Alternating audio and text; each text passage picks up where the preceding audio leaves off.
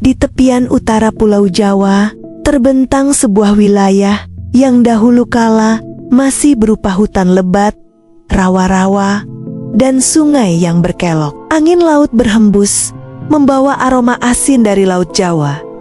Sementara suara burung camar menjadi musik alam yang tak henti-henti nia terdengar. Di tempat inilah, pada abad ke-15, kisah asal-usul Lamongan bermula. Konon, wilayah itu sering menjadi persinggahan para nelayan dari berbagai daerah. Mereka singgah untuk mencari ikan, menambatkan perahu, atau sekadar beristirahat dari perjalanan panjang. Lambat laun, para pendatang itu mulai menetap, membangun gubag-gubag sederhana, dan membuka lahan pertanian di tanah subur yang dilewati aliran Bengawan Solo.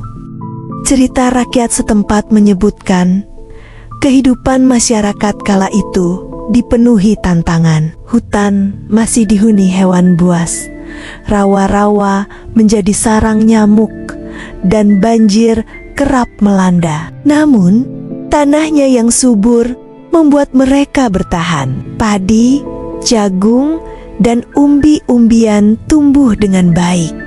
Sementara hasil laut menjadi penopang utama kehidupan. Di tengah kehidupan sederhana itu, muncul seorang tokoh bijak bernama Mbah Lamong.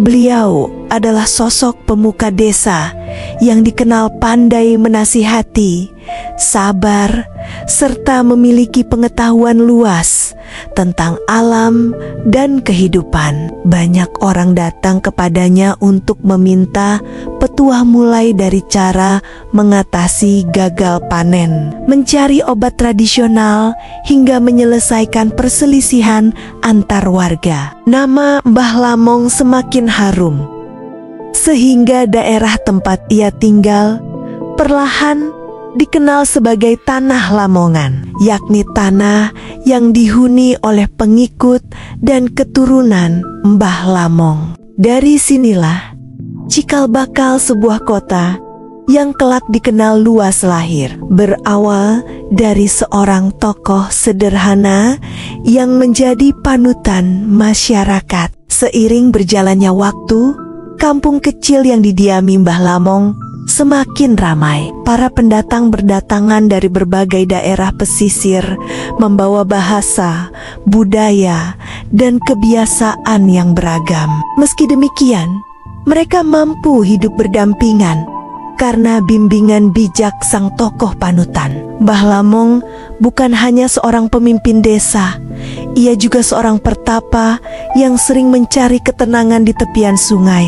Dikisahkan, ia kerap duduk berjam-jam memandang aliran air, seolah sedang membaca tanda-tanda kehidupan dari riak dan gelombangnya. Dari kebiasaannya inilah muncul banyak ajaran tentang kesabaran, ketekunan, dan pentingnya menjaga keseimbangan alam. Di tengah keramaian desa, muncul pula ancaman dari kelompok perampok yang sering datang dari jalur sungai. Mereka merampas hasil panen, mengambil ikan tangkapan nelayan, dan menakut-nakuti penduduk. Saat itu, Mbah Lamong berdiri di depan, bukan dengan pedang atau tombak, melainkan dengan kata-kata penuh wibawa. Konon, hanya dengan ucapannya, para perampok dibuat segan dan akhirnya meninggalkan desa itu tanpa berani mengusik lagi. Selain dikenal sebagai pelindung masyarakat,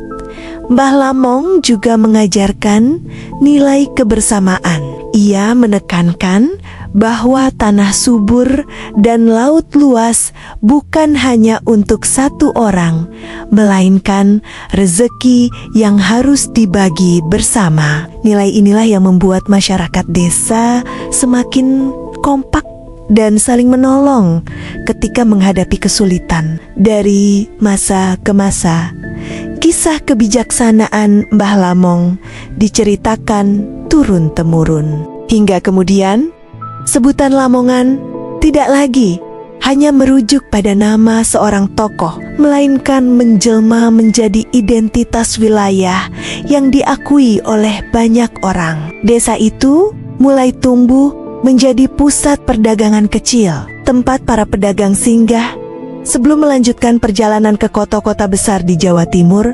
Memasuki abad ke-16, wilayah pesisir utara Jawa kian ramai oleh aktivitas perdagangan. Kapal-kapal dari berbagai daerah singgah, membawa rempah, kain, hingga keramik dari negeri jauh.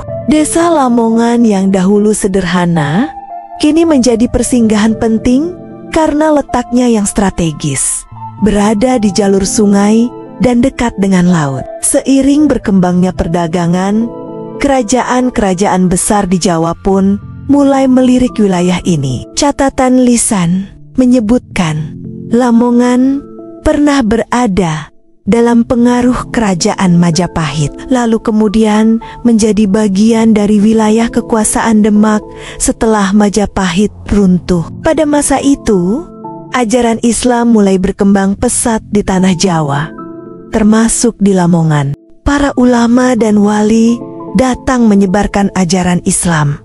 Salah satu tokoh yang paling dikenal adalah Sunan Derajat, wali yang tinggal tidak jauh dari Lamongan.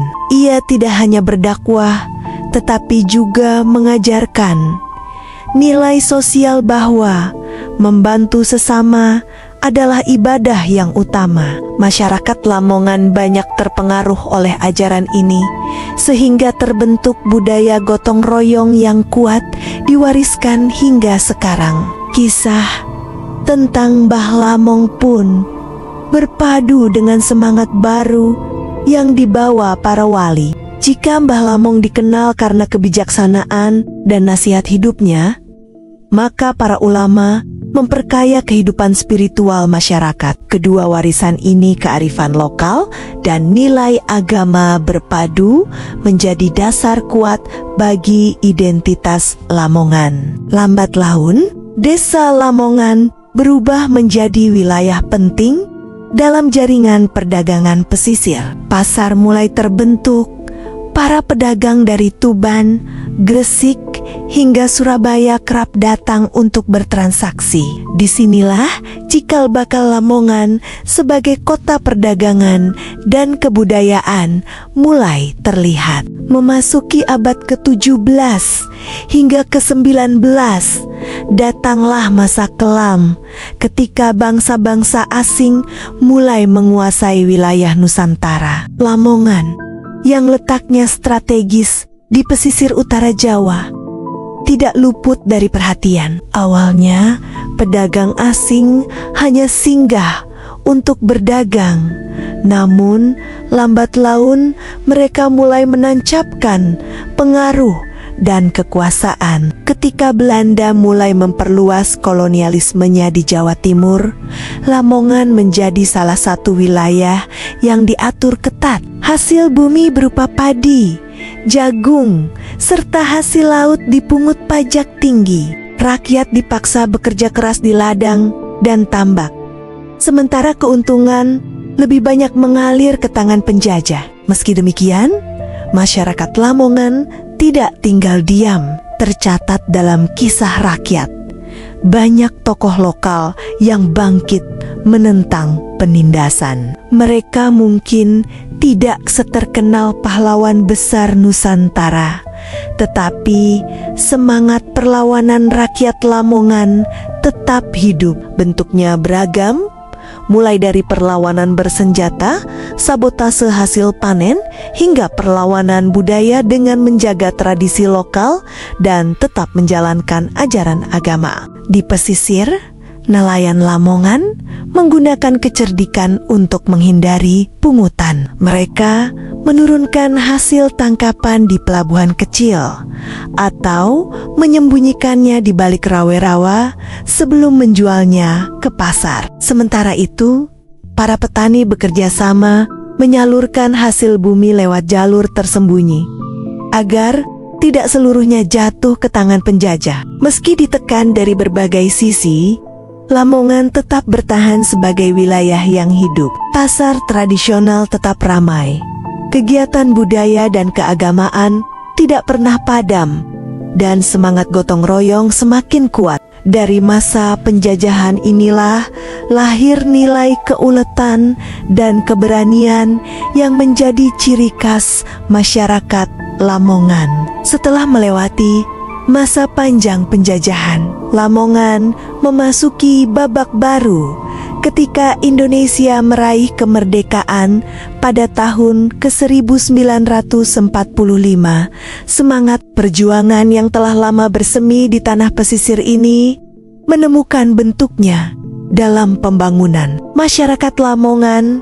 Dengan nilai kebersamaan dan kerja keras, mulai menata kembali tanah kelahiran mereka. Pertanian tetap menjadi tulang punggung ekonomi. Sawah yang membentang luas menghasilkan padi melimpah, sementara ladang jagung dan umbi-umbian menjadi sumber pangan tambahan. Di sisi lain, hasil laut Lamongan semakin terkenal. Ikan segar dari pesisir utara menjadi komoditas penting, dan dari sinilah lahir olahan khas seperti soto Lamongan dan tahu campur yang kini mendunia. Namun, Lamongan tidak hanya dikenal dari sektor pangan. Pembangunan infrastruktur membawa perubahan besar. Jalan raya, pasar modern, dan fasilitas pendidikan tumbuh, menjadikan Lamongan sebagai kota yang semakin ramai dan maju. Wisata bahari seperti Wisata Bahari Lamongan, WBL, Maharani Shea and Goa, hingga ikon Monumen Bandeng Lele menjadi simbol kebanggaan baru masyarakat. Warisan budaya dan sejarah pun tetap dijaga. Kisah Mbah Lamong terus diceritakan sebagai asal-usul nama kota. Ajaran Sunan Derajat tetap hidup melalui pesantren dan tradisi keagamaan. Sementara itu, semangat perlawanan di masa kolonial dikenang sebagai bukti keberanian leluhur. Semua itu berpadu membentuk jati diri Lamongan sebagai kota yang tangguh, religius, sekaligus ramah. Kini, Lamongan berdiri sebagai salah satu kota penting di Jawa Timur. Dari sebuah desa kecil yang tumbuh di tepian sungai, Lamongan menjelma menjadi kota penuh warna dengan sejarah panjang, tradisi luhur, dan cita rasa khas yang membuatnya selalu dikenang. Inilah kisah tentang asal-usul Lamongan, kisah tentang kebijaksanaan, perjuangan, dan harapan yang tak pernah padam.